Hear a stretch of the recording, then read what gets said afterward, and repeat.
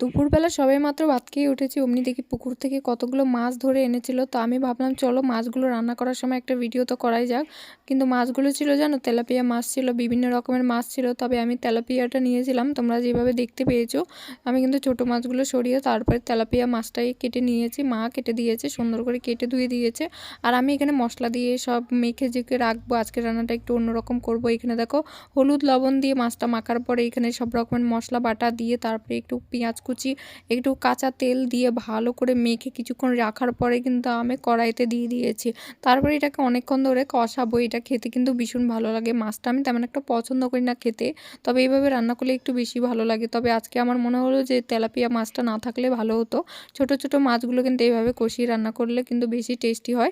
তারপর অনেকক্ষণ কষানোর পরে আমি এখানে জল দিয়ে দিয়েছি, আর জলটা ফুটে আসলে কিন্তু আমি একটুখানি মশলা দিয়ে দেবো ছিটিয়ে, তাহলে কিন্তু আরও টেস্টি হবে খেতে। রান্না করতে করতে পুরো সন্ধে হয়ে গেছে। কেমন হয়েছে রান্নাটা